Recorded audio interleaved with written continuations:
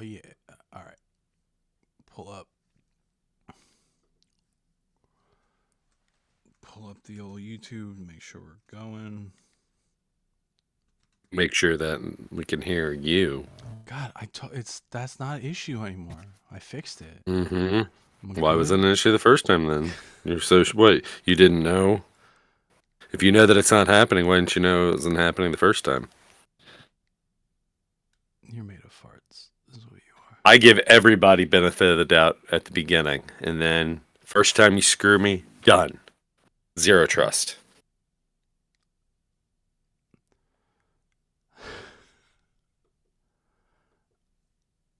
Are you on there? Can you look? Yeah. If you like me to. Just And it's youtube.com/Glen Tickle. yeah. Slash Glenny Ticky. You're live. Yeah, you're live, punk. Oh, yeah.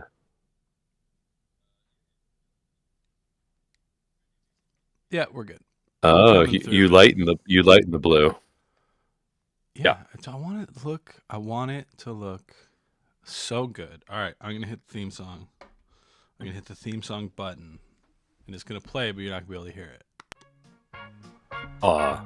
Hey guys and gals, come gather round. There's a couple hip cats who are coming to town. Squawking and barking and talking about things. Jiving, just diving, listening, a ring-a-ding-ding. If you want the top tab, I got your show. Sit back and tune in to Daddio. Daddio. That's right. Sit tight. Daddio. Daddio. Let's go. Finger guns to start the episode. Finger double barrel. Ricky's getting wild at the start. This is Daddio. I'm Glen Tickle. And I'm Ricky Glore. One of us is considerably more fired up than the other, I would say. Fired up. OMG. Did you just make a pun? No. Well, fired up because the guns. Like, I mean, I guess. Like firing. Yeah. I guess I did. Well, then, okay. You just made me question if I understood what the word pun meant. I didn't realize. I can't believe you did that. I didn't realize that I did. I just told you my trust issues. I'm still not even 100% sure that counts. But you were doing finger guns, as anybody who was watching the live stream saw, enthusiastically. Meanwhile, look, all the people that are watching. I mean, we just started it. We don't tell anybody. It's not like a scheduled thing. We will maybe do that. I guess I should. Yeah. If we get to the point where I think people will watch. Yeah. At a time. Yeah. I mean, the main reason for doing this live on YouTube is to just, it backs that up there. Yeah. And then people can watch, and I don't know. I've got the channel anyway. Might as well. Is that why you put on the brown corduroy jacket? No, I did it because you're freezing. Trying to look better than me. I am better than you. We've established, Ricky. Remember last time? Hey. Yeah. Hey. I'm bad. I don't know. I don't remember. I'm better. Some ASMR. Yeah. You trying to get me hard over here? Trying. I saw those finger guns. Welcome to Daddio. I've got my martini shaker. Oh, you got a real one now. Is that loaded I did before. I know, but is it loaded with a real martini at 9:30 in the morning? and I've got my martini here, and I'm wearing my standard Daddio hosting black suit, white dress shirt, and black tie. You don't have to lie to the people. You know, we're trying to build trust with the audience. Okay, I'm drinking Theraflu in a old corduroy sport coat because it's cold in my house. Are you dying again? Yeah. You know, brown corduroy sports coats is what I used as contraceptive when I was in college. That's what helped me from having any sex. So luckily you were married and you don't have to worry about that. Well, I already got some lockdown. Oh no, you know what? I bought this the year after. The year after you college. cosplaying Jason Lee and Mallrats? No, But well, that's not why I bought it, but I had at one point. I bought it. I was going for Halloween as Sean Nelson from Harvey Danger. A guy that people have told me that I look like, who I don't see it, but I'll take it. Like, that's my favorite band. He's my favorite musician, probably. So I'll take. He they have a song called Picture Picture, and I went to see them live in Maxwell's in Hoboken, New Jersey, R.I.P. But during the song Picture Picture, R.I.P. Hoboken. No, Maxwell's, New Jersey, the venue. Oh, okay. I was like, did something happen to New Jersey that I am unaware of? But he had like cue cards because it was like a newer song at the time, so that the audience could sing along. And it was just Picture Picture. So he would hold it up, and I took a picture, and he's got the cards up. And my wife showed my mother-in-law the picture, and she was confused. She's like, "When did Glen get on stage? I don't understand what you're showing." I'm like, "No, that's." I don't think we look that similar. Also, his hair is always significantly higher than mine. I wish I could get that kind of height, Sean. Tell me your secret. Well, I appreciated you turning me on to the larger discography of Harvey Danger, and with him, you I think you knew that I was a fan of the Monkees. I'm not wearing a bedazzled, glittery sweatshirt to keep me warm, based off of the very rare television special they did with the last of the four of them in the 60s, 33 and a third, for Monkees Revolution. I'm not wearing that. But you, when we are on our Florida trip, as we will mention probably until we die. Or I feel like next trip that we do is going to bump Florida from the stories. So if anyone's sick of hearing about Florida, book us to come to your town. Yeah, they're just like, what's the Florida story?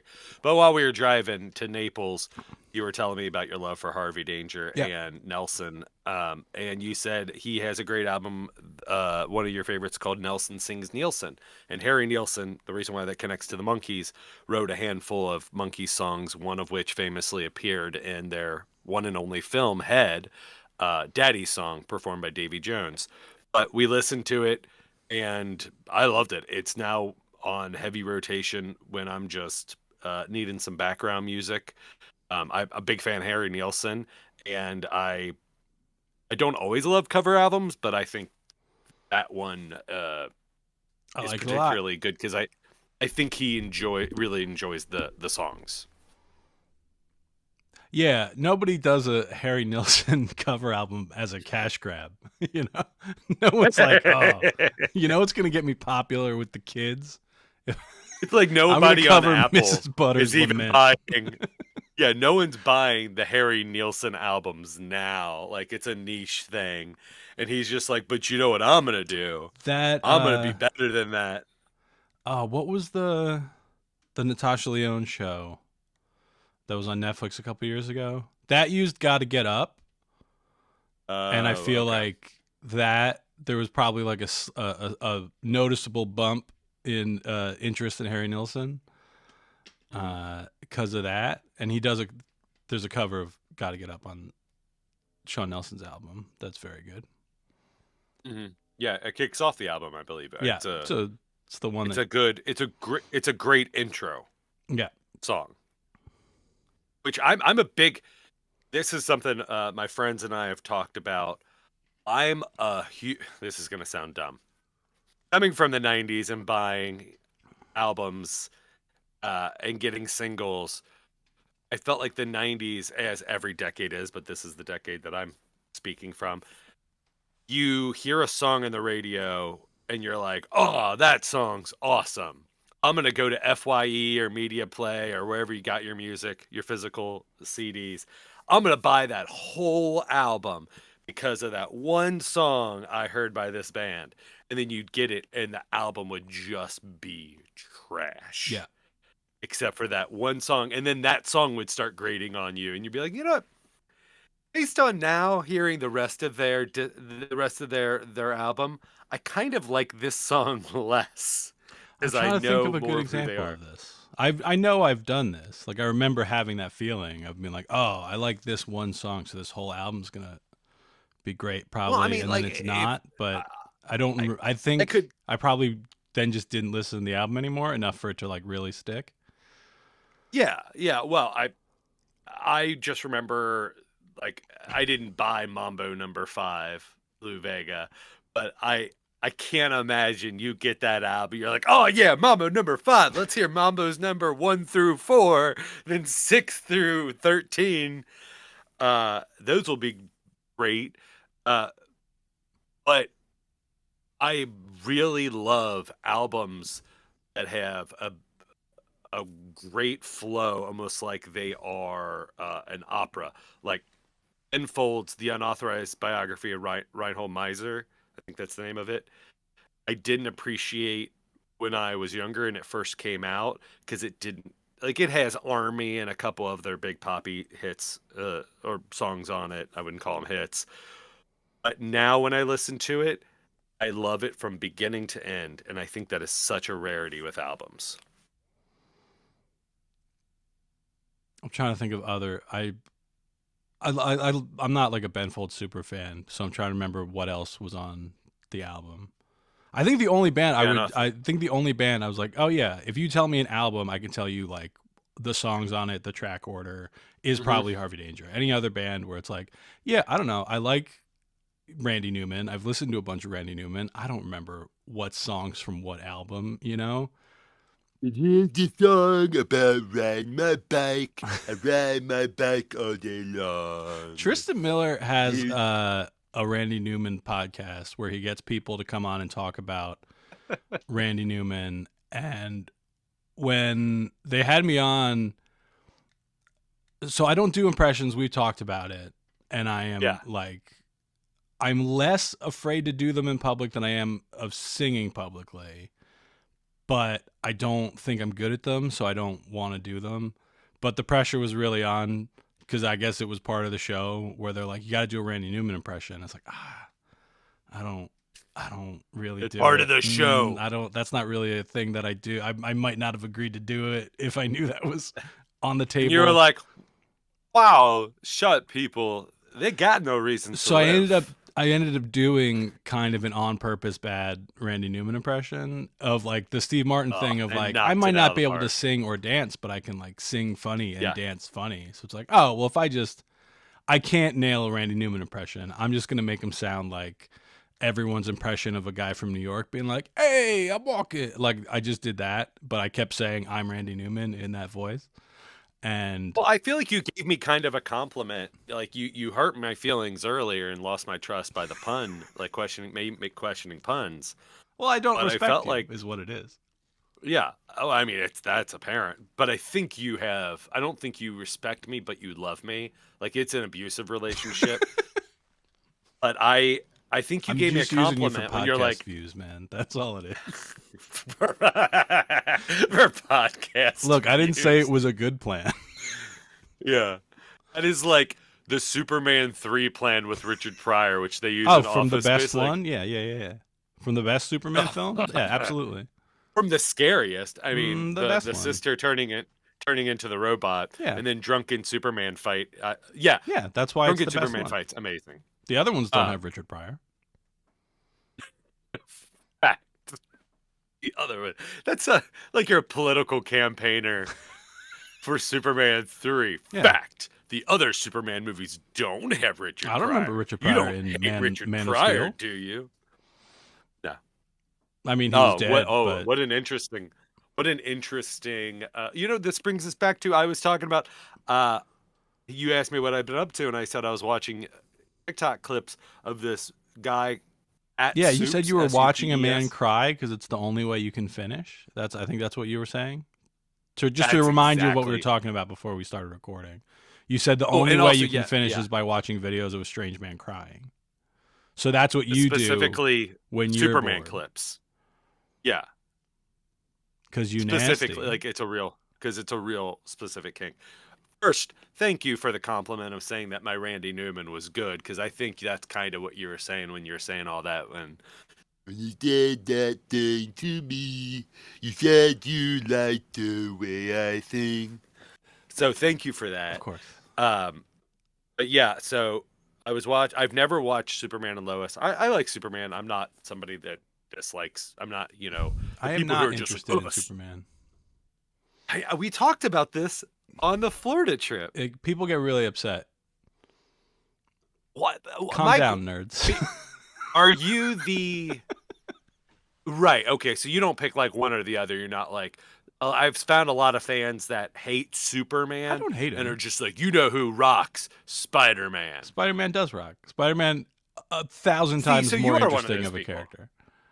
Oh, hard disagree. He's got spider powers. I think Spider-Man maybe at the beginning, but I think he's become, as also what I'm about to say applies to all superheroes now that I'm thinking about it. They become so tropey that everybody goes just around in a circle and starts becoming a parody of themselves before they get reinvented for cool again. So you know who's never done that? The first superhero, Superman. He's just been keeping it fresh. That's what I'm saying. For 1,000 years. I realized and the comment I was going to say about the TikTok videos, never watched Superman and Lois, but this guy, he's watching the series finale last night, and he's bawling, and I don't know the show, but it is Superman ends up moving back to spoilers, to Smallville. Again, I watched 4 consecutive videos of this 20-minute ending or 10-minute ending for this episode for this show that I don't know, watching a TikToker I don't know cry at a thing that I only am understanding, like, that's Clark Kent, he's got glasses, and there's Lois Lane, and there's Smallville, and the Kent farm, and some other Superman touchstones. But I watched all of those to watch him cry at the series finale of Superman and Lois. I mentioned this to you, and as much as I like superheroes, I don't know the Arrowverse, which Superman and Lois come from. Which ones did you watch? I watched a couple seasons of Arrow and The Flash, and then the team one where it was like some of like the Arrowverse version. Legends of Tomorrow. Yeah, basically the Arrowverse version of the Suicide Squad. I watched maybe 2 episodes of that, and I was like, nah, not this one. And then, okay, so you know what? I've not seen, I don't think, full episodes, but I did see all of the Superman stuff when they did the they would usually do like Earth. once a season, like crossover between the shows. I watched the Smallville clip where they have that where Tom, because I did watch Smallville when it was on WB on account of my lack of interest in Superman. Of Superman, again, I fucking think it's super interesting. Pun intended. Super interesting. Is that a pun? I don't know. I think it is. I don't know puns anymore. You've broken me. That's like the one thing a comedian should like have an awareness of, whether you hate puns or don't hate puns. No, I think you just need to know stuff about Superman. Lord, that's cereal. filling up my brain. That's space. all you need. Yeah. So, Smallville, they had the scene with Tom Welling and Erica Durance, who was Lois. I think that's what her name is. And then they had Brandon Routh, who was on Legends of Tomorrow, playing Adam. Yeah, he was the Adam. Was that his character? It had him come back as his Superman Returns Superman in the episode Fight that Tyler, whatever his name is, from Superman and Lois, and he's in the Kingdom Come Superman suit, where Superman has watched everyone die and grow old, and he has become jaded, and he is just an anger monger. Which I don't think any of the Arrowverse stuff really was for me. From what I saw, acting was pretty bad. I liked Arrow. I like Green Arrow as a character, so I was excited that they were doing it as a show. It took, I mean, any adaptation is going to take some liberties, but part of the thing that I didn't like was, so Oliver Queen's origin story, right? He's this billionaire. Okay, yeah. Gets stranded. I know DC. I know Marvel. I know his name is Oliver Queen. Yeah. I know he has Arrow Lad or whatever Speedy. at some point in the comics. And doesn't Speedy, a pun intended, maybe, he overdoses in the comics, right? One of the Speedies does. There's like Robin's. There's been a few, but yeah. Oh, amazing is that his name is Speedy, and like, what was the drug that he overdosed on? Not was speed. it speed? No, it was heroin. Oh shit! This must have been in the 80s. Was that? I think it was because I think they address it when. So Kevin Smith basically brought Green Arrow back as a character. I had that trade signed by him, and I don't think I've ever read it. And I'm trying to remember. So it was literally, I referenced this in my special Good Grief because Oliver Queen gets blowed up on an airplane. Like an airplane with him on it explodes. And to bring him back, Superman and Hal Jordan, who at the time was Spectre, have to like go through the atmosphere and pick up every molecule that used to be Oliver Queen and like piece it back together. So I used to go to Florida pretty regularly when I was a kid growing up, and there was a comic book shop that had free issues of recent comics that had been damaged or whatever. They had to take off the rack when they didn't sell, but they ripped the covers off them. That's why they're free. That was the only way they were able to do it. Because they had to send the covers back to the publisher to say like, really? Yeah, that's. Oh, I didn't know that. That's like the proof of like this didn't sell. Yeah. Huh. Fascinating. Wealth of knowledge, Glen Tickle. I'm a garbage human being, and you're a master. Because I'm better. I'm a trash panda. Better than you. I love that is now our dialogue in the running relationship. bit that I'm gonna it's abusive. Start to feel more and more is, bad about. Abuse is funny as it goes on. But there was this. I distinctively remember, if anybody listening or watching, rate and comment on all of your platforms. I think we have a 5-star ratings on Apple. Sick. But no one's written a review. If you write a review, we'll read it on air. And this one issue, if someone can tell me what it is, hopefully I'm not making up the story, was Green Lantern, Batman, and Superman. There was some alien being, from what I remember, possesses and gets in the head of Hal Jordan, or whoever the Green Lantern was at that time. I don't think it was John Stewart. Maybe it was. It might have been John Stewart. And because they realized that Green Lantern is the most powerful amongst those three for this issue. And so this is one of the times I remember them showing Batman pull up the secret file of "If I Gotta Kill One, You Motherfuckers." Yeah. And I think that was the first time I had seen that. That was that's the thing we all have for our friends, right? Yeah. For me, obviously, you're like, when your usefulness is done, right? Bye-bye. Like I know how I'm going to take you out. I mean, not going to, but if the need arises, when. It's not about if, it's when. Yeah. Wait, what is it? How would you? Oh, probably. What is the ruse? Stabbed. Probably. You seem pretty. You seem pretty easy to dispatch with conventional means. You know. you don't have any powers. Because I get abused by you, I just take it. And I'm like, are you going to stop? You're still stabbing. Okay. So I don't know. I have some knowledge of DC. I don't know the Gods universe as much, or as much of like... Right, because it's not interesting at all. Yeah. But Green Arrow, again, I knew he had a sidekick, like Aqualad or Robin or any of those. I don't know his origin story. What is Green Arrow's origin story, Oliver Queen? That's what I was saying before you interrupted. I know. I wanted to give context. I just like that you're like, wait. And then let me talk for 5 minutes. Now, explain the thing that I stopped you from explaining to me 5 minutes ago. So, billionaire. He got bit by an arrow. He got bit by an arrow. Queen it was a green arrow, yeah. Is shipwrecked, essentially. Feels He's a millionaire too, like Bruce Wayne? He's a billionaire like Bruce Wayne. Okay. I'm trying to remember who does it. Count somebody who like hypnotizes the boat or whatever. It's not important. And he gets shipwrecked on this island. Did you say hypnotizes a boat? Yeah. It's a comic like, book. Toot, toot, I'm hypnotized. I mean, he just controls a boat. Somebody, and then the boat crashes. So Oliver Oliver Queen on the boat get hypnotized. is presumed dead.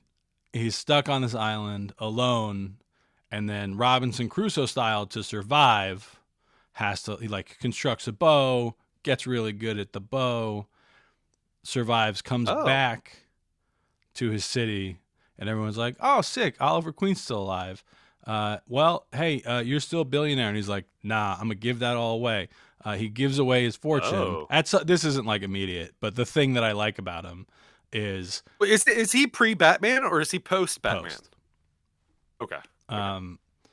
At a certain point, he gives away his fortune because he's like, being a billionaire is unethical, and it's I shouldn't. It sounds like he is a reaction to Bruce Wayne, where people would bitch about, be like, you could do better for Gotham if you just spent some of your. For a long time, he was just also a billionaire. But on the show, the thing that I liked initially was they would do like flashbacks to when he was on the island to like show how he developed Castaway style a skill or whatever. So he comes back and suddenly he like can't miss with a bow. So they go to the island and like you see him constructing one. He meets like a guy who helps him. I think it's been a while since I watched the show. On the show, he like meets a guy, but then how great would it be? How great would it be if his origin was like he comes back awesome with the bow and it's this castaway story? It's just like, oh, I had to, necessity. Like, I'm a smart man, I'm athletic, I fashioned this bow myself, and I had to become really good with it. And it's like, oh yeah, the 1,000 hours kind of thing. Like, okay, and then as they reveal, like something like secrets start getting revealed, and it was none of that. He tried to fashion a bow, kept on breaking the twigs, sucked at it, just crying. He's just like, I'm gonna die here. Then he finds an amulet. That's kind of what he possesses like some like native guy he runs into, and he's like, give me your soul. Wait, did they do that? Are you kidding me? I mean, kind of. There's not like, it is just like he got very good at it and like worked out a lot. The spirit of the island is in him. As it went on, there was more dumb shit like that. I just guessed that? No, I mean, you're way wrong. But it was like that of they kept going back to him on the island, and then there would be like other people. And then like Walmart. He was just in Florida. Yeah. The thing I like Jekyll Island, the thing I like about Green Arrow as a character is it's basically Robinson Crusoe. Then he comes back, dresses up like Robin Hood, another story I enjoy, and then he's like, you know, I shouldn't dress as the guy who robs from the rich and gives to the poor while also being one of the rich. So he gives his money away. I love that. And then he's like on the street for a while. And it is like, wait, what do you mean? Like homeless? Yeah. Like he loses everything, especially after Kevin Smith brings him back. But no one takes him in. You'd like, think all Batman these friends would. You'd think Batman would be like, hey, you know, quit! I don't want you sucking dick like Basketball Diaries. That's probably what Batman would have said in a Kevin Smith issue. And then Kevin Smith, hey man, you don't need to be sucking dick. But he basically he doesn't realize. I think he comes back not realizing who he is, Dougie Jones style, and just like defaults to sort of acting like the Green Arrow, and then people find him. And is just like, he's like the deranged, unhoused version of, like, he's just a guy in a makeshift Green Arrow costume launching like milk jug arrows at people. Just a dude playing another dude who's trapped inside of a dude. And then everyone's like, wait, that you are actually Oliver. We need to figure this out. So then, Batman, I think, gets Hal Jordan to explain what happened. And it's the weirdest comic book explanation. Where it's like, I guess that makes sense, man. I don't know. Whatever. He's back. Who cares? I have to do a PowerPoint presentation. The show, because so much of like the Arrowverse stuff was about like metahumans as an idea, where it's like, everybody's got to get dumb powers, and then once like the the Flash, basically the accident that gives the Flash his powers, they keep cutting back to on the Flash and be like, oh yeah, also that same night this guy got powers. We know you haven't seen him for a couple of years, but he's been out there. And it's like, people can get powers other ways. It's a comic book TV show. Yeah. We don't have to keep going back to the one inciting incident forever. So like everybody Arrow comes across has something to do with the island he was stuck on. Everybody the Flash fights. Oh, it's Lost. Which yuck. I do not like Lost. Another thing people keep telling me I'm wrong about. Wait, is there a comprehensive list of like things that you're wrong about? People tell me I'm wrong for not liking Lost, even though everyone now acknowledges that I was right. It was bad the whole time. Everyone just thought thought it was going to get good, and then it never did. But from the jump, I was like, this isn't going anywhere, guys. They're just throwing stuff out, and this is never going to come together in a cohesive way. And everyone's like, no, it will. They got a plan. There is no plan. There's no reason just that polar like the bear's new there. Star Wars trilogy. Just like the new Star Wars trilogy. Like because they didn't have, because they did 3 separate reboots of the franchise instead of one cohesive story. Yeah. Like, I don't know. I like them, except for, the last one's probably one of the worst movies I've ever sat through in my life. Challenges the prequels. Like, it challenges being worse. Yeah, well, I mean, the episode prequels 2. tell a story. It's boring, and I don't care about it. And it's not a story. It's poorly done when there are inaccuracies, and the acting is bad, the writing is bad. Well, and the also, movies are just bad. And you know the story. There's stuff that conflicts with the original trilogy 100%. in the prequels that it's like, this sucks. Like, hey man, just go back and watch your movies. Like, we've been like, or ask somebody, like have somebody like a script supervisor or whatever. Yeah. Or someone who's like proofreading it. I don't just need being like, hey, my man, Anakin to have built C-3PO, Oh, like, what does that add? People other than it complaining gets about C-3PO Jar Jar in the Binks. story. I mean, that doesn't, like, I've gone back. Phantom Menace, I think. There's this guy who has a series called "What If the Prequels Were Good?" Like really good, and the hypothetical is, it's fantastic. The much better story, and I'm not completely like armchair quarterbacking. Like, want to say, like, well, just this is how it would be completely better. I do think Phantom Menace is not terrible, especially in comparison to like Episode 2. I think Liam Neeson, Qui-Gon Jinn is a very interesting character. Episode 2's the nadir for sure. Because it, like, as a character, that is interesting and be like, oh yeah, like we didn't. So, I mean, I guess we all kind of assumed Obi-Wan learned from Yoda, but there's probably some kind of intermediary. So I was like, yeah, that's interesting character. The Darth Maul fights, top tier. I worked at a movie theater. When that came out, I worked at a movie theater, and we'd have like the schedule for like when stuff was starting, and we knew, all right, if it starts at 2 p.m., get in there at 2:55 or whatever the start time for the fight was, and we would all like, oh, I'm gonna go clean theaters, and we would all just go watch the Darth Maul fights. But except for what dude's like, this is the perfect time to jerk off in the popcorn. It was so everybody's gone in the theater. It was so big that it would be on like 6 screens. It's Rocky. It's the Rocky fight. And we like, would just I would spend like 2 hours a shift just watching the Darth Maul fights. And that's what I'm saying is like there are some things in Phantom Menace. Liam Neeson as Qui-Gon Jinn, unfortunately, should have been longer throughout that trilogy. Even if they wanted to Obi-Wan ghost him, like he should have kissed Luke to talk Obi-Wan. I think. They should have given him a little smooch goodbye. Yeah. I think. One for luck. Yeah. Yeah. Like right before they fight, like they see Darth Maul. Yeah. Just like, good luck, buddy. One of those. Darth Maul's like, what? Hey, It seems like a Norm Macdonald sketch. Like, hey, what are you guys doing? What was that? Oh, guys. But when I mean, went robes. when I went to see it, opening, we went to the midnight screening. I remember the pod race. I first for like 2 seconds, you're like, oh, it's Greg Proops. That's exciting. But then I had to pee, so I ran to pee. But there were so many people at the theater that there was like a line. I was like, oh, I'm missing Star Wars. So I was gone for like a good couple. You were gone of for minutes. one of the good chunks of the movie, like fun parts of the movie. Oh, you could not be more wrong, my guy.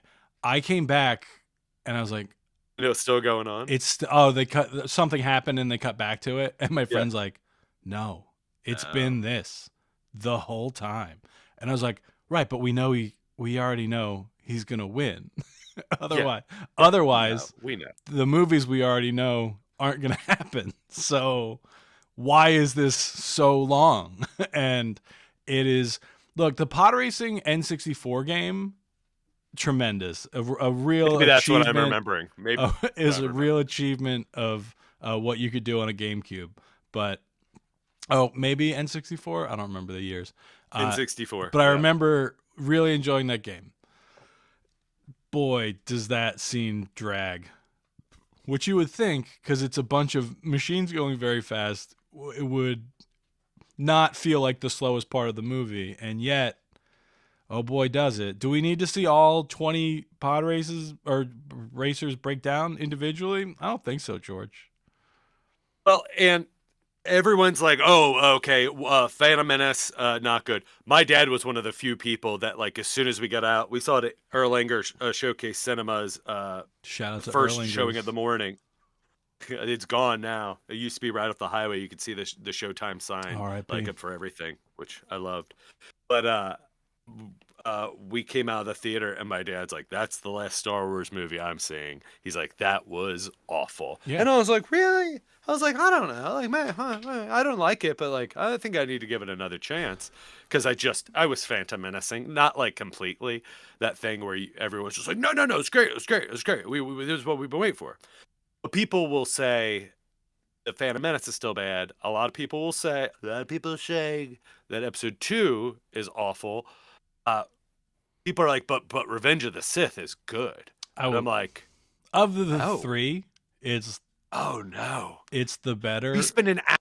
We spend 45 minutes on fights that we know the outcomes of, but when it comes to Order 66, it's done in a very super quick montage, and it's just like, we know the Emperor Yoda fight. What are we doing here? We know the Darth Obi, which I get that we gotta spend time. I hate fast Yoda. Like, remember when 28 Days Later came out and horror nerds were like, zombies shouldn't be fast. Yoda should not be fast. He should be a little... I was one of them, but it was more of a people calling them zombies, and I was not broad enough, and I was not open-minded enough to be like, well, something that's infected could also be a zombie. These aren't the George Romero zombies. Right. Which you go back and they use tools. George Romero zombie starts off the movie by picking up a brick and smashing it through the windshield. Like, if zombies are so stupid and just like these mindless things, he wouldn't be like, well, if I do this and do this, he would just punch right through it. But I don't know. Anyway. Like, have Yoda fight a guy, sure, but it should be, especially because he gets his butt kicked. Like, he gets the Senate dropped on him, so it's like, it should be hard for him. He shouldn't be doing backflips. Like, it should be hard for Yoda. This is only 30 years from when he's dying. To keep it on superhero stuff, like the Daredevil TV show on Netflix. I couldn't get into it. I can't get into any of that stuff. Really dug, except for WandaVision. I really dug the Daredevil, especially. So they basically just recreate the hallway fight from Oldboy in one of the episodes, but I think it works so well for that show and character because they were trying to do like grounded superhero stuff. So that fight looks hard. Like, Daredevil has, this radar sense, but he is not some superhuman god. It is still like, if he has to punch 20 guys, it's tiring. Like, he's got ninja training, sure, but like, he gets exhausted. So watching that hallway fight, I mean, it's great in Oldboy if anybody's not seen it. Or The Raid. The Raid does a very similar long fight. But Raid 1 and 2 are both phenomenal. In Daredevil, it's like, oh yeah, this is not Ben Affleck Daredevil of like, oh, I'm gonna do, which I like Ben Affleck Daredevil too, but he's unstoppable in that. But Netflix Daredevil looks pretty stoppable, but he keeps that fight going, and it's like, oh, like this is the first time probably in a while at that point that I'd seen a superhero movie where it's like, look, I know the show's called Daredevil, right? He's not going to get killed in episode 3, but he might lose this fight. And you feel like there's actual stakes to any time he is in battle, rather than watching any like Marvel movie where it's like, yeah, I know they're gonna shoot beams at some beams, and then the good guys are gonna come out on top. And the robots are gonna explode. Yeah, we get it. But with Daredevil, like, is it doing that thing though, where it's like, guy who has heightened sense, but like just a physical body and stuff, because we want to show that it's real. It ain't just the MCU blasty beams with robots and stuff. We're going to spend 3 episodes in a row, though, showing him getting medically treated. Like, did it do that, though? Yeah. There's like a whole arc with the Night Nurse. No. Why did I just guess that? Again. It might not be 3 episodes, but like he goes to the hospital and like so there's a character in Marvel. It's Rosario Dawson in the show, but I like her. It's the Night Nurse, where it's like, this is who superheroes go see for medical attention. Because, like, Peter Parker can't roll up to the ER and be like, hey, so I got stabbed by a bunch of octopus arms, but I promise I'm not Spider-Man. Yeah. And it's, she's not, like, a huge character. Even in the show, it's not, like, a big deal. But they did get Rosario Dawson, so she's in there. But, yeah, I like those because they did feel great. Vincent D'Onofrio as Kingpin is great. He blocked me on Twitter. Have we talked about this? Oh, no. What'd you do? I don't know. But one day I noticed that Vincent D'Onofrio had me blocked on Twitter. I'm like, I don't think we interacted. He's someone whose work I enjoy, so I wouldn't have been like, Vincent D'Onofrio. I think, if anything, when that casting notice came out, I might have said kind of a weird pick. And I want to be... He's like... I don't begrudge him. I don't begrudge him because I have blocked so many people for such minute reasons that I was like, man, whatever. I've blocked people because I don't like their profile picture and I just don't want to see it anymore.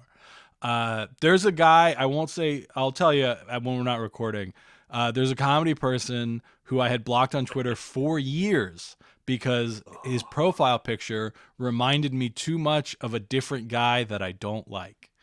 And and I would talk about it, and everyone's like, why do you have this guy blocked? And it's like, it's petty, but it's got nothing to do with him.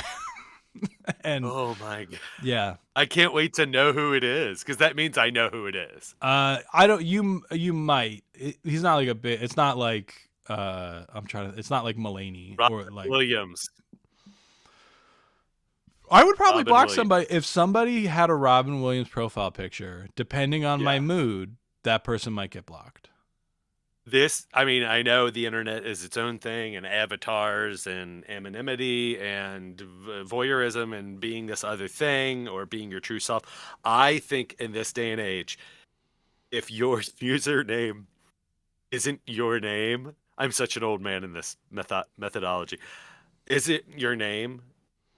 It's something clever or some like character or whatever, and your picture is just a drawing or like a sprite or a demon. Mm-hmm. Like, I'm like, no, this is the equivalent of bumper stickers for me. Like, I don't need to talk to you. I don't need to be in your area. I'm inclined to take those people less seriously. If you don't have a profile picture, blocked almost immediately. Oh, you got the shadow. Yeah. Nobody. If you're not going to take this seriously, I don't need to hear from you. If you unless have, that guy was called the Shadow, and this picture is that. And I'm like, oh, you know what? If your account is set to private, I don't think Yeah. I don't think I should see comments that you leave.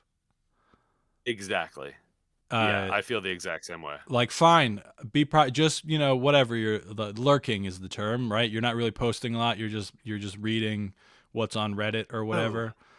That's weird. There's a term for like just being like a dirty little watcher. Yeah, like I'm in a bunch. I like joined a bunch of subreddits to like follow chess or whatever, but I'm not in there posting about chess all the time. I would be described as a lurker in this situation. Just a viewer. Well, I mean, lurker just seems it's so the like whole dark. Long time listener, first time caller thing of you're not necessarily interacting, but if you're not, you're definitely just tugging it like while watching the chess. Look, how I spend my time is none of your concern. I really thought Gukesh was going to pull it out today. We're recording this Wednesday, it was Game 8 of the World Championship. I really thought the kid was going to do it to him, but didn't. I want to put a brief pivot from superheroes to professional chess, which I think is perfect. The professional chess players are the superhero of nerdy gaming.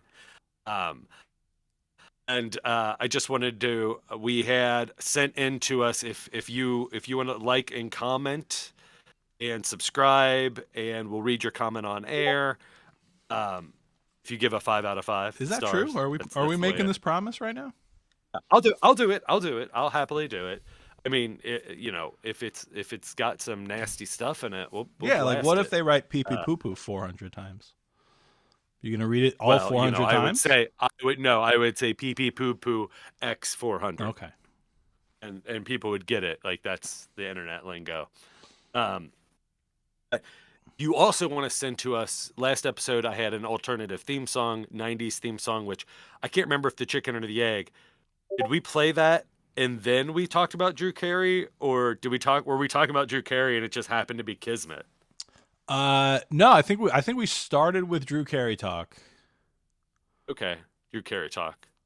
That's a great podcast name, except for you said the Winford Louder Report, which we still haven't heard from. Yeah, I keep meaning to look up if that's in existence yet. If that's the name. If not, that's what we should. That's the name that the person I was talking about settled on calling it. I just don't know if he started the show yet. Or did it? Yeah. So we have our first sent in theme song for Daddio, an alternate theme song for Daddio. If you want to send in more theme songs, you can email ricky.glore@gmail.com, and I will play under 40 seconds. 40 seconds is like the top. That is about. If you want to make a Daddio. That is about all my attention span can handle. Yeah. Yes. Okay. So here we go. Here is the Screamo Daddio theme song. All right. We've been taken over by the patriarchy. Following the prophets is a bunch of malarkey. It's apparent to parents of us are total control. Men making clone child robots without a soul. Daddio.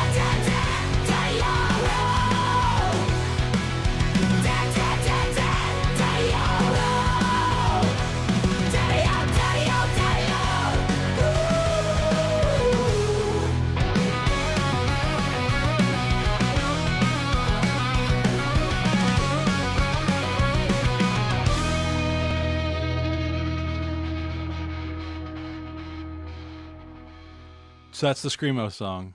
I know we have a tech issue where Ricky can't hear things that I play, but he sent it in, so I assume he listened to it already. I guess it could be like a superhero theme song. If we were superheroes? Like a modern age. Yeah. Like, maybe. I couldn't really understand the lyrics other than Daddio. I think the lyrics I heard patriarchy also, and malarkey, which great rhyme scheme. Yeah. We've been taken over, forced by the patriarchy. Following the fathers is a bunch of malarkey. It's apparent that parents have lost their total control. Men making clones, child robots without a soul. Dad, daddy, oh no. Dad, daddy, oh no. Daddy, oh, daddy, oh, daddy, oh. I mean, that sounds pretty anti-us. Like, that sounds like the theme song of the villains we would fight. Oh, yeah, the anti-Daddios. The no papas. We are the no papas. What? We will extract all Daddios from the planet. No papas. No. What I wanted more Florida stories. I mean, use them when you got them, right? Hit him. You explained to me why the world of chess, professional chess playing, is so sexy right now. What's the letters? It's like not WGA or NBA or MLB. FIDE? FIDE? FID. What does that that- stand for? It's the World Chess Federation, but in a different language. Okay. Federation, So, it's whatever. It's the governing body of world chess.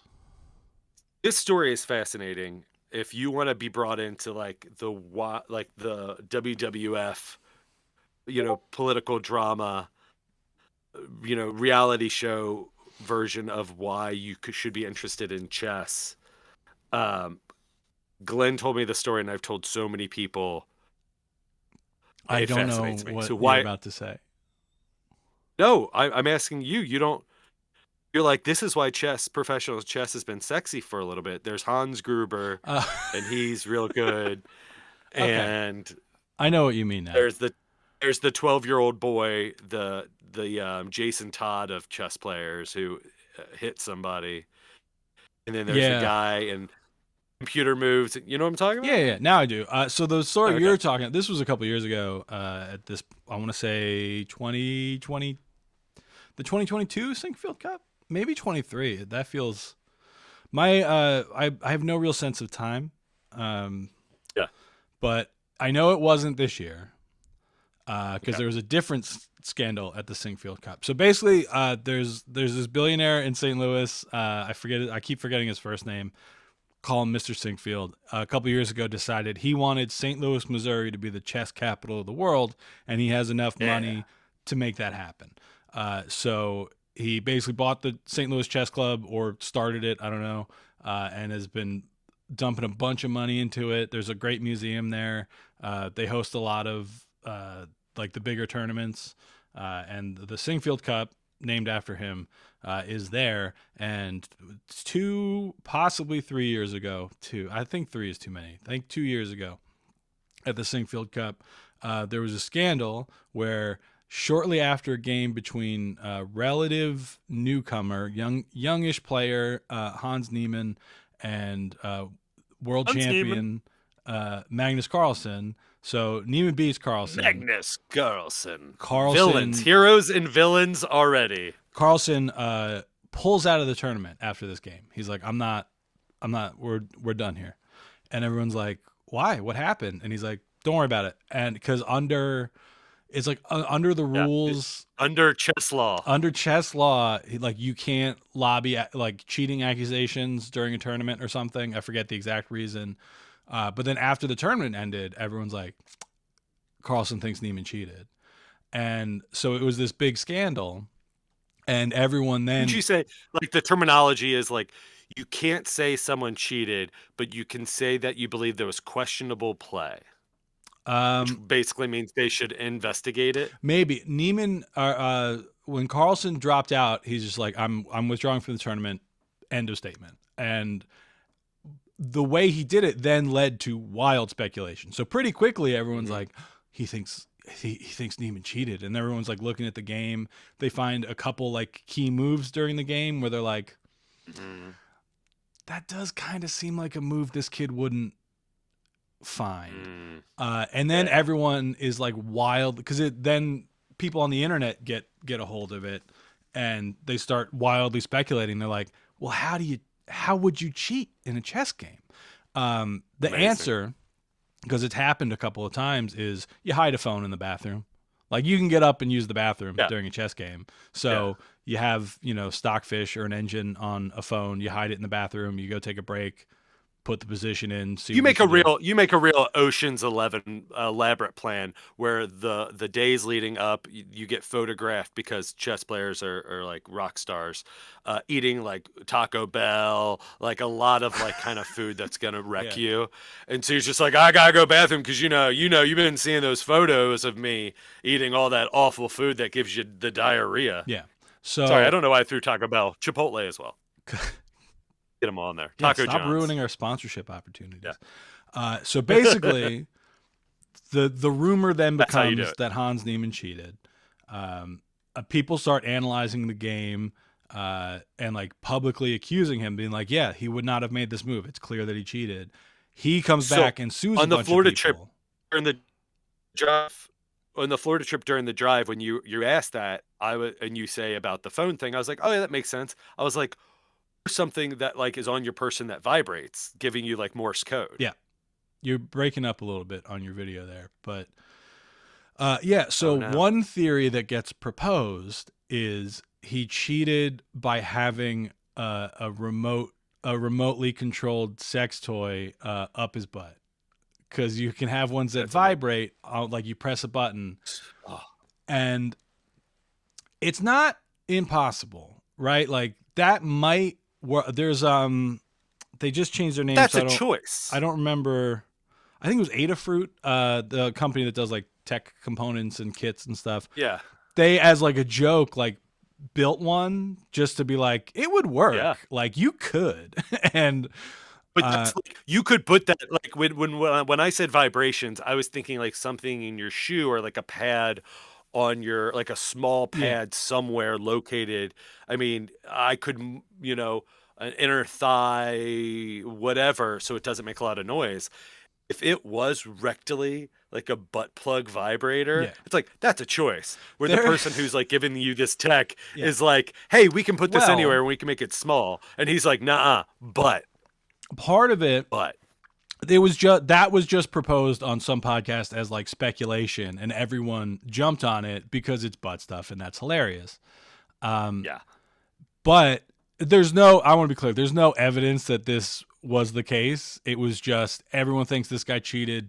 People who don't really follow chess are trying to come up with how you would cheat. The best way to shame him is to Richard Gere gerbil story it out there. Yeah, it was just be like, this guy is a fucking asshole who cheats, so we're gonna try to shame him into being like, oh yeah, do the vibrating butt plug. That's it was a real Streisand effect thing of like he came out and sued a bunch of people. Yes, and it's like, look, man, if you didn't cheat, just keep your head down, it'll go away. But he's like, no, I'm gonna make this a thing.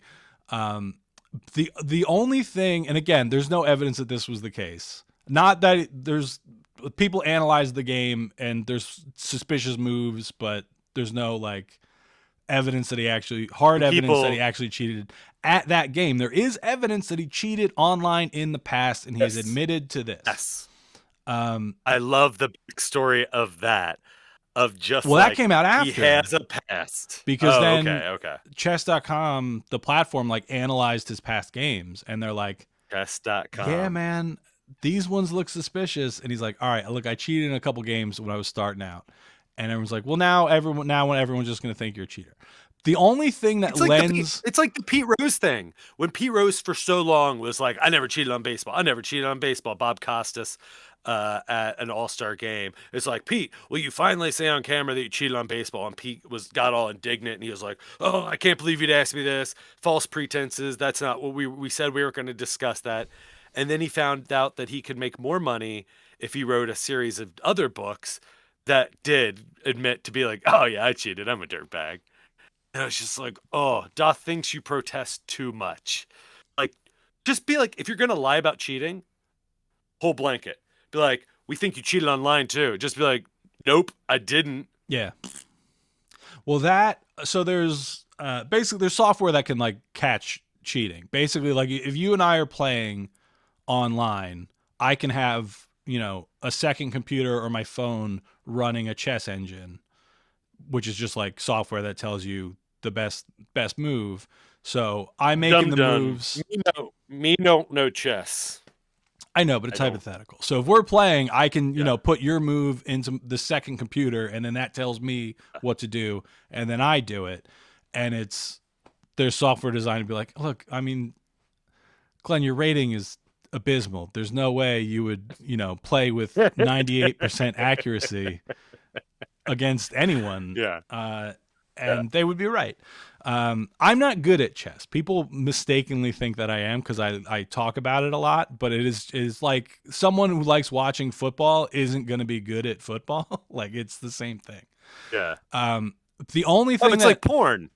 It's like watching porn. It's exactly the like same. You watch porn and you're like, that is never going to be me. Like this is like watching superhero movies. I will never have superpowers. Right. The only thing that lends credence to the specific accusation is like those devices exist and are commercially available.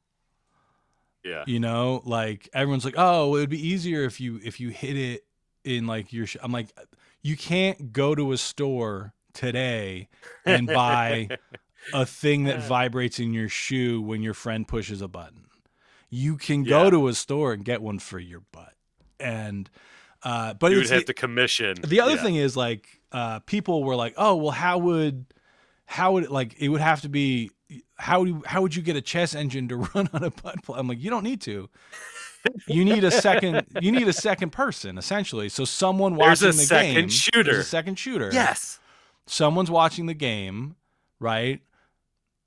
And it doesn't have to necessarily be every move because I mean Neiman's a good player. Like he's shown himself enough times to be like, yeah, I mean, cheating accusations aside, he's good at chess. Yeah.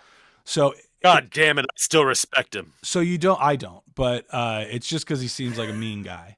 But the thing is, like, it wouldn't work if you were like I couldn't do it because you would need a butt plug. I'm not good enough as a player to like make it convincing. Yes. But if you're already a pretty good player and at a couple key moments you get sent information through your butt of the best possible move, that's gonna. Are we gonna get sued? Because we're saying this is speculated. Yeah. We're not saying it. Because again, I mean, I'm not being cagey about it because he already tried to sue a bunch of people. I mean, the suits all got thrown out, but it is just like, no, like this didn't happen. Like that's not how it would have happened. But and here's Glen Tickle. He makes. I'm gonna sound like a dum dum. He moves knight to rook 7, and then you're just like, oh, right. Well, that's the good move. I said the thing about them being commercially available, it like lends it credence, but like, I don't think that's the best way to do it, right? Like, I don't, because you have to. So basically, the way you would do it, right? The shortest way to communicate is it's an 8x8 grid is the chessboard, right? Yep. They're labeled left to right is A through H, 1 through 8 is up and down. You just, Morse code out. All right. Yep. E2 to E4. Like. Yeah. And I sunk your battleship. But it has to be, it would have to be sensitive enough that like, you're not going to misread it, So you'd have to practice for that. You'd have to practice. So again, that's why like it wouldn't work if it's every game or every move of a game, but also like for it to be up your butt, for it to be that noticeable that you're definitely getting the correct information, it would have to you'd hear it across a silent chessboard. The guy sitting across from him would just be like, "Hey, my man." It would what sound. Was that? It would be like you and me are sitting at a table and your phone vibrates. Yeah, like I hear. But when you put a phone in a cup, you're playing music and it makes it turns it into a louder speaker. I think it in your butt is going to amplify that vibration. You understand the acoustics of a butt, my God. No, I'm pretty sure I know a thing or two about some butt. But if I were to do it, So I have this. If you were to analyze the information, or to no, if I was, let's say you and me, you're gonna cheat. You and me are doing this, right? You're gonna beat me. You I'm an idiot. somehow got into a high stakes chess game, and you're like, if I don't win, they're gonna hobble me like in Misery. This is my superhero origin story. Yeah, and I say, look, I got you. I'm a dork. Yeah. I understand, because you would have to be. But you would have to be the one. But on you the gotta inside. stick this up your butt. No, here's the real way to feel do it. So I have an autoimmune disease called ankylosing spondylitis. So my joints are all trying to become one bone. Because of this, I have a little thing. That's not nearby. You are my villain. You're like Mr. Glass. I'm Mr. Glass. So it's sometimes I have to put like a sticky pad on like my neck or back, and it's got this little battery unit that sticks to the pad. And then my phone tells it like how frequently to pulse or how strongly or whatever. And it doesn't make any sound. It just sends a little electrical impulse that makes my muscles contract. So the way to do it would be a version of that, where you just have a very small battery, a very small conductive pad put somewhere. I would say probably under a fold, like I'm a big guy. I can like get something under the gut that's probably going to go unnoticed. And then nope, got to be in the butt.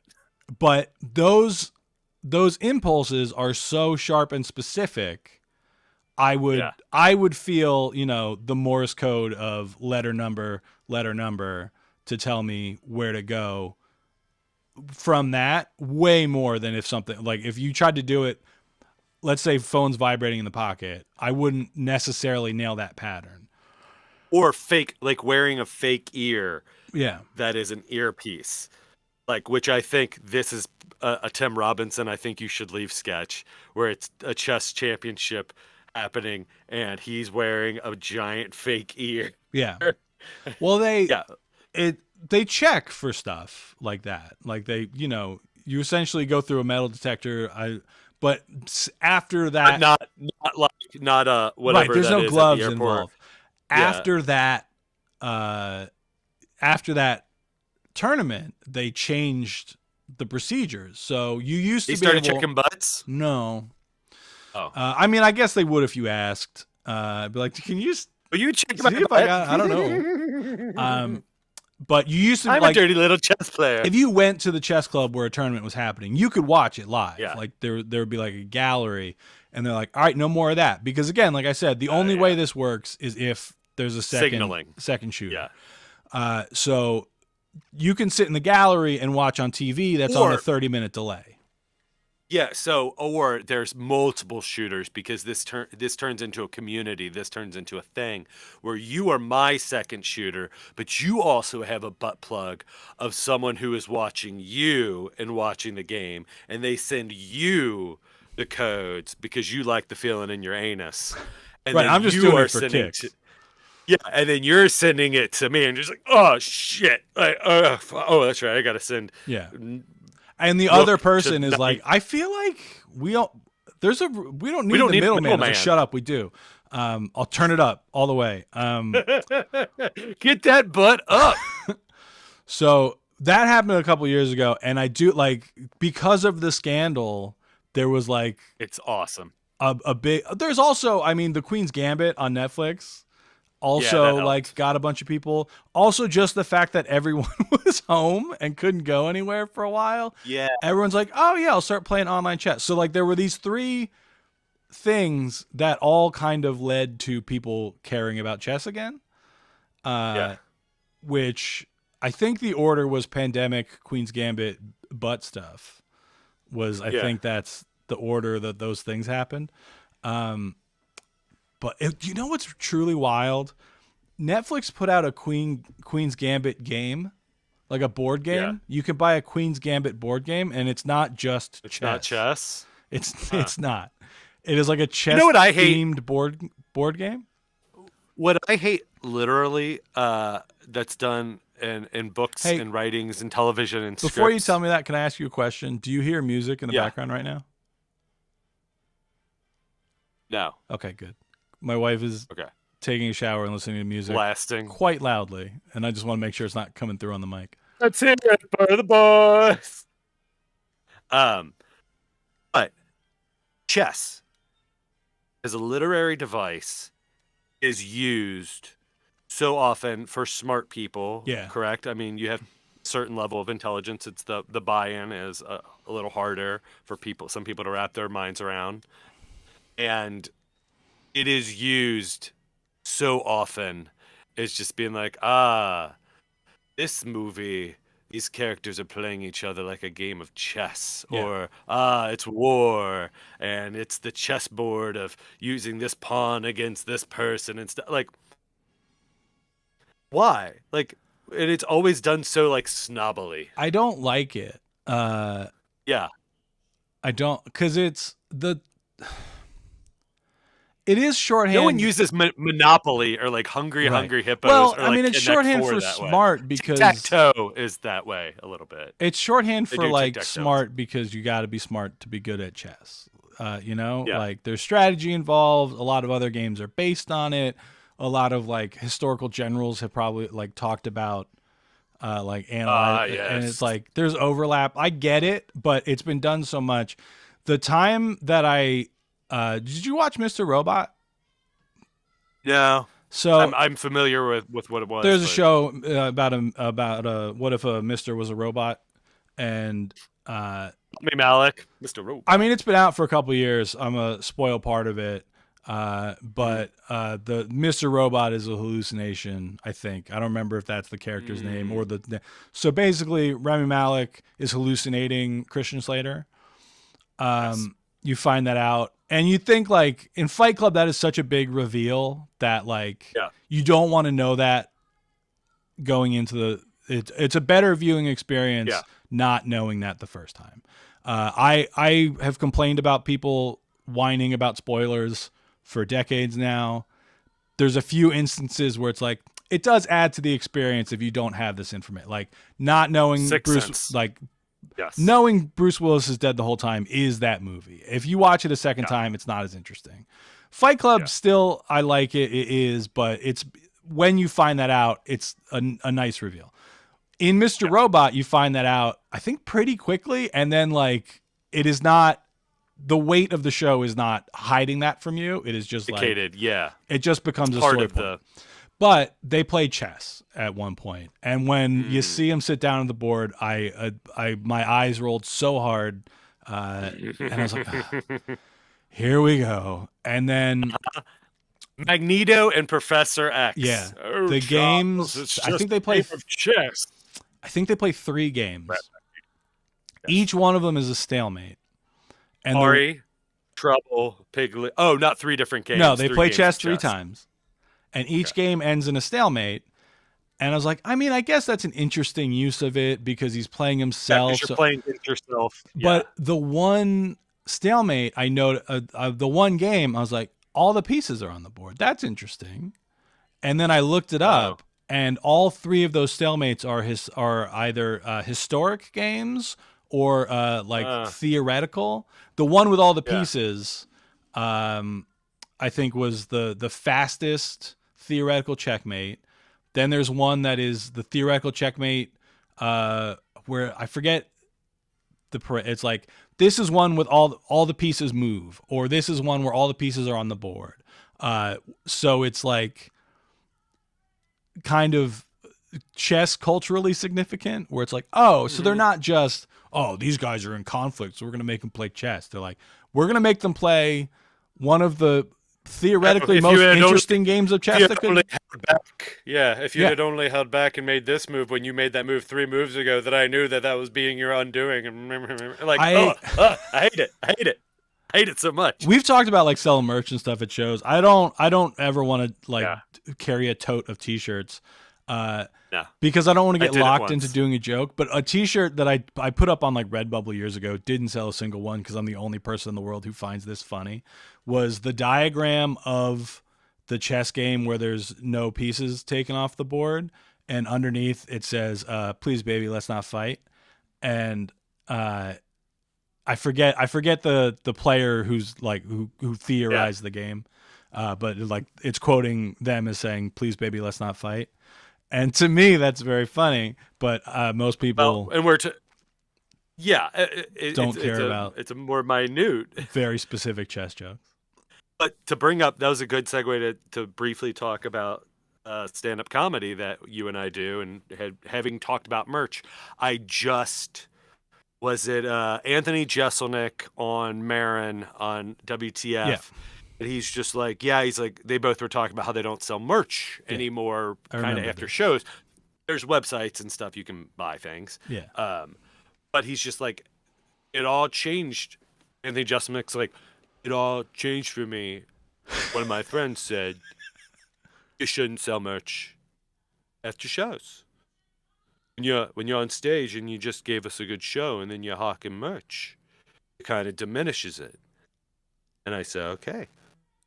That's when it stopped. And like I was just like, I like that your Anthony Jeselnik impression isn't that accurate to sounding like Anthony Jeselnik, but you nail the like this smug guy. Like you nail that part 100%. Because I also listened to that interview, and I don't like. I think we talked about it last week. I don't like selling merch after shows. It makes me uncomfortable. I agree. To stand there and essentially ask people for money. And we talked about that, but we didn't talk about the shilling it on stage, right? Which I don't like doing it afterwards because people have this expectation of continue to be funny man, or they want to tell me the most racist joke they know, which we said last time. I had never thought about, but he was right. I was like, oh, you know what I dislike more?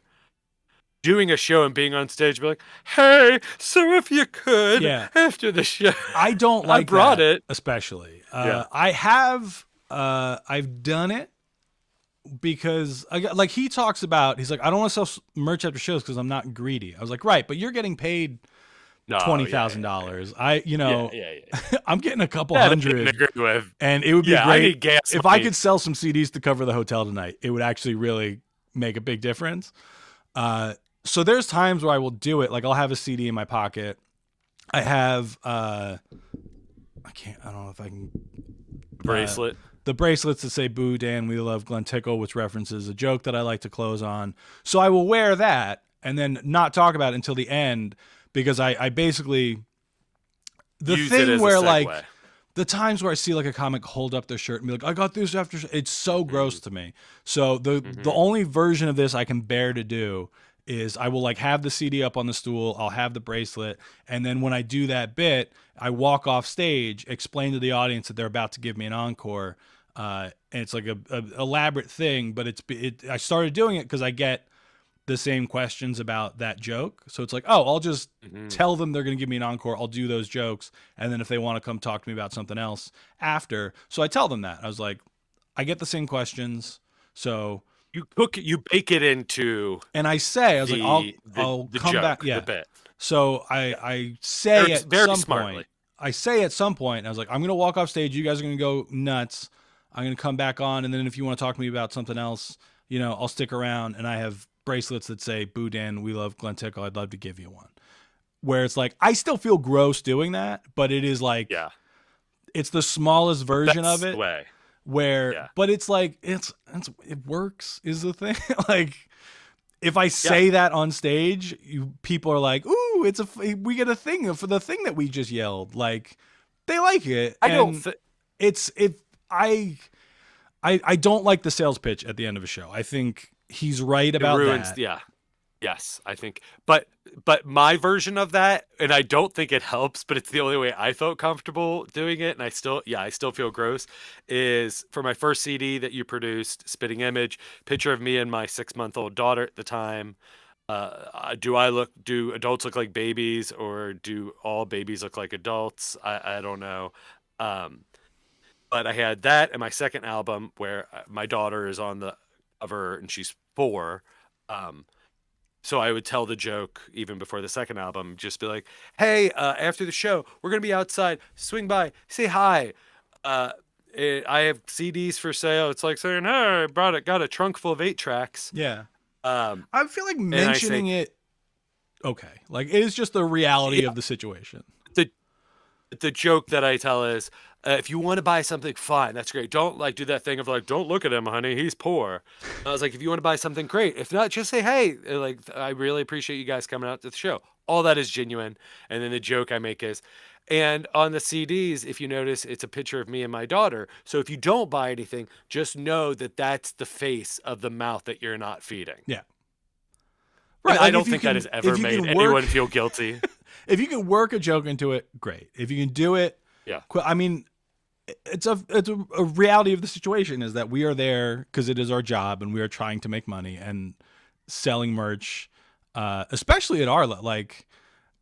I think Jeselnik is right when he's like, I'm not greedy, because at this point he's getting well paid to do these shows. So I don't need to. The necessity of. And he says, he's like, I put a QR code, people can scan it, you can order a T-shirt. I think that's like, great. I don't want to stand and talk to 200 people. And I was like, I don't either. But also 200 people don't want to talk to me. But genuinely, like, because he says in that interview, he's like, oh, there's times where guys will make more money on merch sales than the show, and it's like that has absolutely been true for me a couple of times. Sadly, it's times where I didn't even really sell that much merch. But it's the difference between the comparison that's always brought up because it's live performance between a band, a musician, a singer, or stand-up. You go to a concert or you see Ben Folds, like you're talking about later. He has a merch area that you can go buy your shirts, go buy your whatever, blah, blah, blah. He doesn't ever have to be out there with it. Right. Comedians don't have that. Like maybe like a Seinfeld or Jeselnik or whatever, where they don't have to come out and like with their CDs at the Funny Bone or with their T-shirts and be like, what size do you have? Like, what do you need? I need a 2X. I have a 1X. Like, oh, great, because I'll just starve myself. Right. I mean, if you're like a bigger like theater show, I mean, you're probably going to, staff from the theater is probably going to handle the merch. You won't have to, yeah. But I think even I saw Last Comic Standing when that was a thing. On ice? Yeah. I saw the year where the top 5 were Mike Kaplan, Tommy Johnigan, Mike DiStefano, Roy Wood Jr., and Felipe Esparza. Oh, you saw a good year. It was a great year. Yeah. But I ended up, story for another time because we're running long, but ended up hanging out with all those guys after the show. And all of them were very nice, except for Felipe, who I think just left pretty quickly. He wasn't like mean or anything. He just didn't stick around. Yeah. But just literally yelled in your face as he was leaving, I don't know you. I saw the year it was Andy Erickson and Michael Palisak, and I don't remember I don't remember the other 3. But Palisak's a nice guy. I'd met both of them before. Like I was there because it's like, I've gotten to, I've worked with Palisak, and I met Andy Erickson at a college event. And I was like, oh, yeah, they're coming through town. I'll go. Me and my dad went. It was a lovely time. But they were all selling their own merch after the show, both times. And it was like a bigger theater, but it's like, well, yeah, I mean, part of it is as comedians, you want to build the audience. You want that kind of engagement of face-to-face interaction. And when I say, because you're trying to build your fans, you're trying to build your grassroots, the people who will continue to support your career. Right. And especially because they're coming from this TV show, people are there to see them specifically, right? Like, oh yeah, maybe not. Yeah. Like I said, I was there to see Andy and Mike specifically, but people are like, oh, from the TV. Like they just want to see the TV comedians.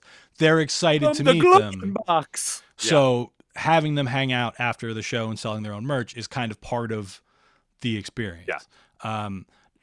Often the case for, I'll say both of us, is people aren't seeing you and me specifically. People, we talked about that too. People are going to. I think we should remind everybody that people are not coming to see us. People are going to comedy night at the winery or whatever, right? Like they might have looked up who the comedians are. Then when they realized it's people they've never heard of, they're like, well, we can still go. Yeah. I feel like when I do album recordings and stuff, Yes. I feel like then it's different, right? People came to the taping of my last special because they wanted to see me tell them jokes and they wanted to be part of like the event. Special. Yeah. But again, probably not everybody. There were commemorated. probably people there who just, were looking for a thing to do that night. Hostage situation. Yeah, typically. definitely. Yeah.